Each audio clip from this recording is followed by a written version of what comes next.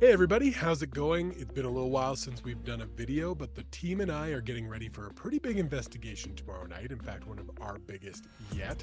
And while I'm getting ready for everything, I thought maybe it would be cool if you had a chance to see some of the gear that we use, how we use it, what we use it for, learn a little bit about it. So thanks for coming along this journey with me. We're going to take a look at some of the gear as we get ready for tomorrow night's investigation.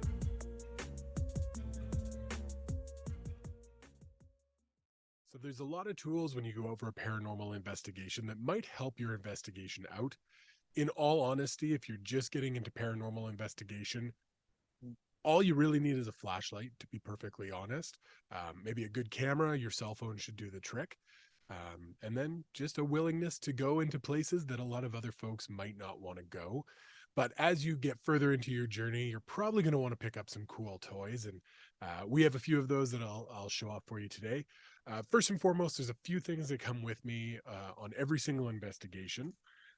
One is just some rocks, stones, gemstones that I like to carry with me. Um, Black is generally my preference, not just because I love black, but black is good at warding off maybe some evil energies and that sort of thing. Just makes me feel kind of safe to have those along with me. Plus, I like to fidget a lot with things, so it comes in handy for that as well. Uh, the other thing you'll often hear of paranormal investigators or um, psychics, mediums doing smudging of a home, smudging of a person, smudging of an object. More often than not, that is done with sage, and you burn the sage. But not everybody wants to have burnt sage smell in their house. So one thing that we use that we really enjoy, we've got a couple different versions of it, but one thing that we really love is this smokeless sage. So we get this from a store here in Airdrie. There's two of them in Airdrie and one in Drumheller called The Spirit Within. Amazing store. You should definitely check that out. I've got the rollerball version. It's essential oils, and it is hands down one of my favorite smells on the planet. It is amazing. I'll usually apply this after the investigation. I'll just put a little bit on my wrist or, at the base of my neck kind of thing. Kaylee on the team, she's got a spray version of this. So she usually cleanses us as we leave whatever site we might be in. So that usually does the trick, but like to have that along with me. There's the roller ball, and then of course you could actually get some of the oil out of there if you wanted to do that. It does smell amazing, so make sure you check that product out. Another entry is as you start to gather stuff, you're going to need some things to carry it in. So I ordered this when I got my spirit box from Ghost Stop. Make sure you check them out, ghoststop.com. They have got just a ton of really cool things on there, some fun instruments that you can use. They've even got some cute little characters like Gus the Ghost, a little stuffed animal. I am not sponsored by Ghost Stop, but would love to be. Just putting that out there. So in this carrying case, I kind of modded it a little bit. I put in some foam. I don't think that you can see that there because of the background. I put in some foam inserts in here just so I could throw some gear in there and it wouldn't bounce around too much. Um, I guess we'll start. I've shown this off before. This is one of the EMF readers that we use. This is an all digital EMF reader. If I turn that on, it's going to spike because my computer desk is out of control. Yeah, there we go. So this little device, obviously, if you've watched any sort of paranormal investigation show, you are a paranormal investigator, you're familiar with the tools that are used.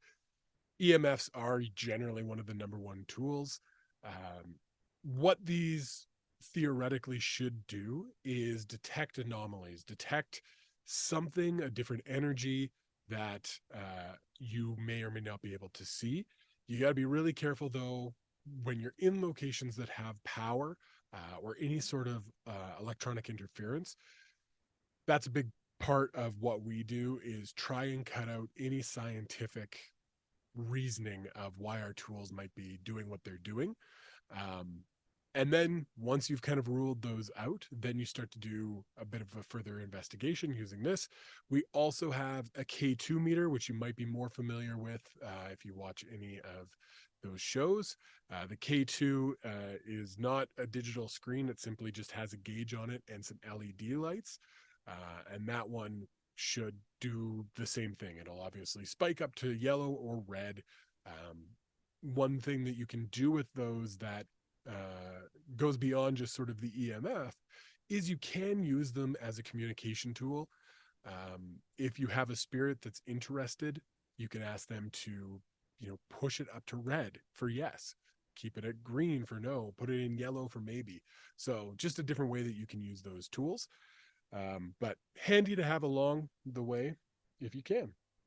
I ordered this simply because they were on incredible discount. And I'll show you why here in a second. So Ghost Stop had these on. They ordered them.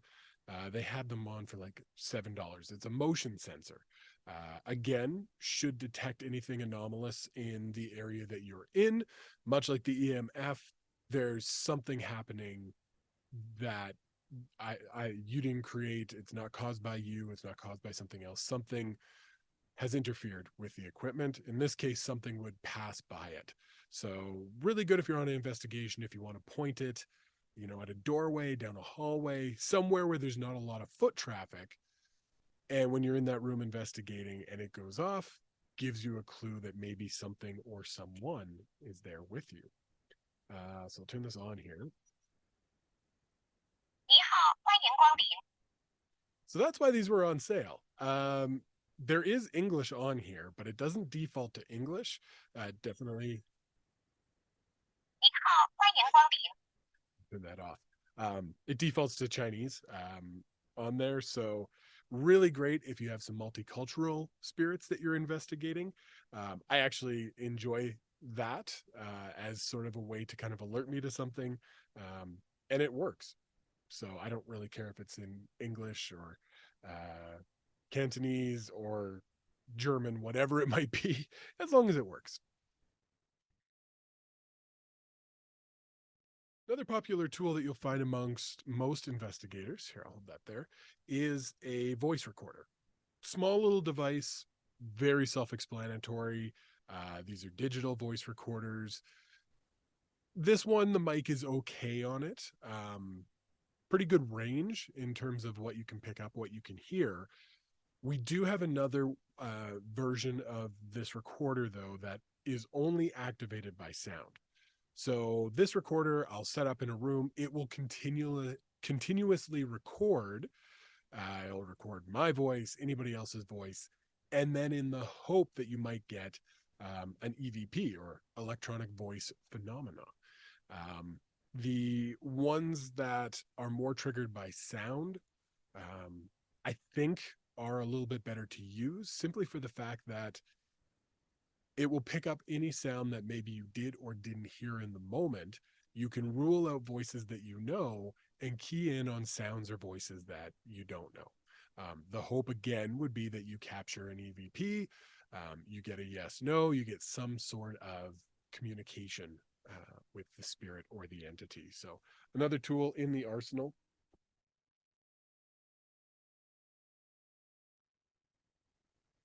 Next up on everybody's paranormal list is the spirit box. A million different versions of them out there: ghost box, spirit box, tons of different apps, that sort of thing. I went through my friends at Ghost Stop as well to pick up this toy. I call it a toy because you can have a lot of fun with it, but it is a investigation tool that we've found already to be incredibly helpful. So this little box is really just a modified radio. And what it does is it sweeps through radio frequencies, but instead of stopping on that radio frequency, it'll just pass by and continue to cycle through. This one can go in reverse, and you can also change the speeds. I personally like to use the reverse option. The reason for that is you will pick up radio stations. You will pick up, if there's a commercial airing, maybe a little bit of music, a hockey game, whatever it might be. In reverse, obviously those things would sound like they're in reverse. So if you capture words, if you capture phrases, if you capture sentences, well, it's going in reverse. I feel like there's a little bit more credence to the the communication that you're receiving through there. So S-Box, that one is from Ghost Stop. You can get them from all over the place. Amazon will have a plethora of them. They're surprisingly not cheap. So it is one of those things, if you are new to investigating, that you might want to hold off a little bit for. You could maybe try an app, see if that works for you. Keep in mind with a lot of the apps that it is for entertainment purposes only. Most cell phones don't have any sort of radio antenna in them anymore. They used to be, back in the early 2000s, but now they don't really have them. So what it'll do is try and pick it up over your data or over Wi-Fi. And we have played with a few of them and found in some of the apps, if there's a certain phrase or word that you use, you will get sort of a canned response from it. So it definitely puts us on the more skeptical side of things when using those. So we don't use the apps anymore. We use a Spirit Box tool. One of the other things that we do with the Spirit Box tool is what's called the Estes method. So this is basically sensory deprivation. You can connect headphones up to the Spirit Box. For anybody who's watched a show with Spirit Box, has seen a Spirit Box, used a Spirit Box, you know that they make quite a sound. So when you put on the headphones, you're going to hear that sound in your ears, covering up your eyes. You can't see, you technically can't hear. One of the other investigators would then be asking questions, and you would be returning with responses of some kind or another. We've had some really interesting results using that. Here, I'll show you a quick video of us at the Burnsland Cemetery just a couple of months ago. About a couple of months ago that we were there. We got some really interesting responses. I won't show you the whole video, but here's just a snippet of it.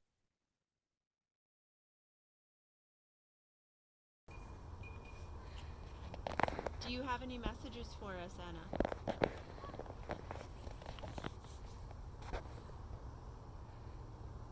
Earth stands. Yes, I can move. Sir. I can also move. You're moving. Angry. What are you angry about, Anna? Are you angry that the animals are digging up the earth? Yes. Are you? Are the grounds people coming to, it looks like they're trying to repair a little bit.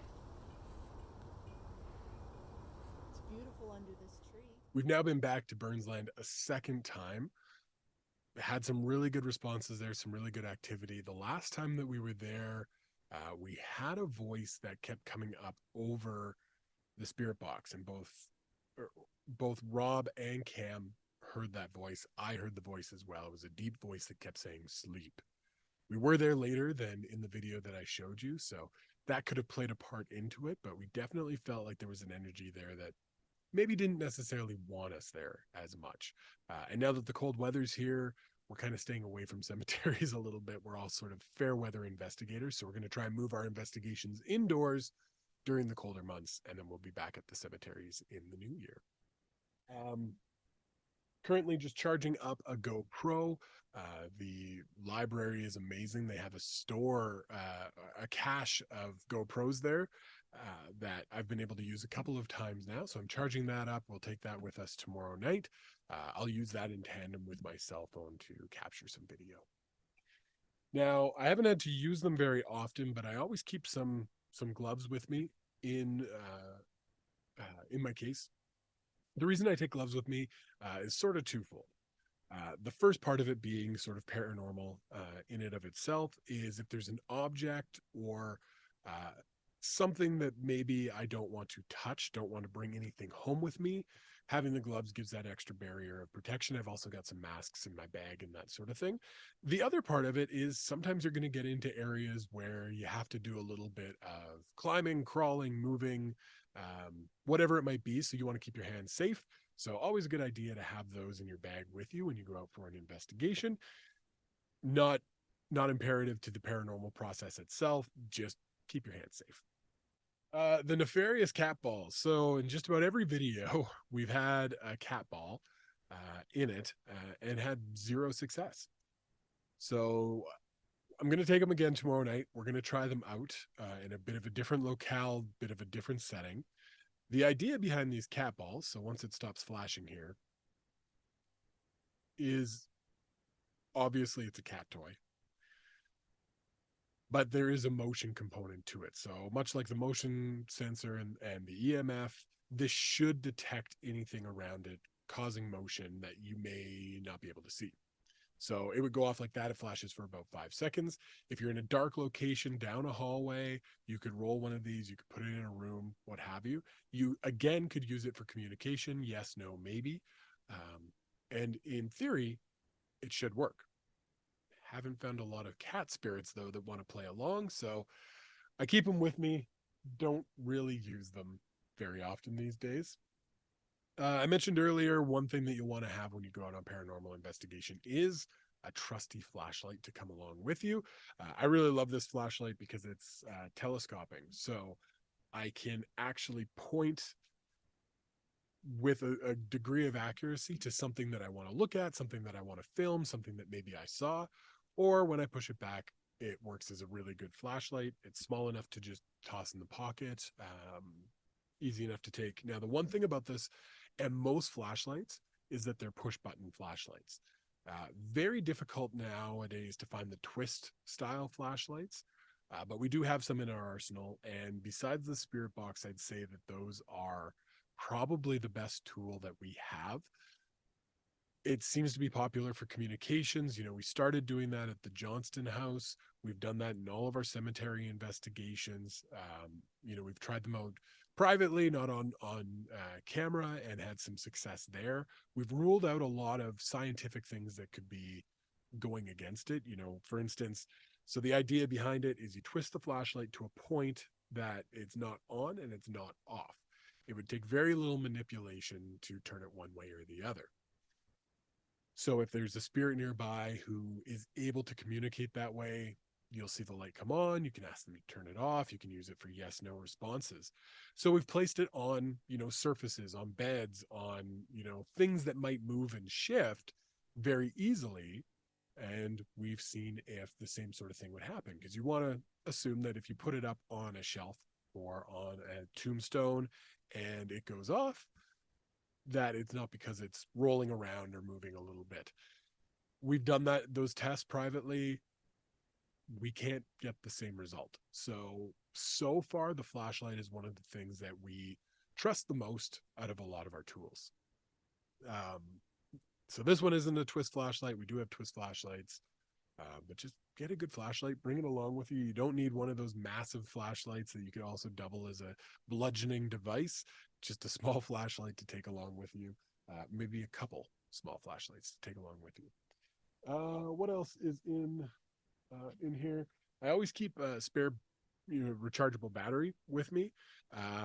The reason why I bring those along, I use my cell phone a lot for videos at the sites.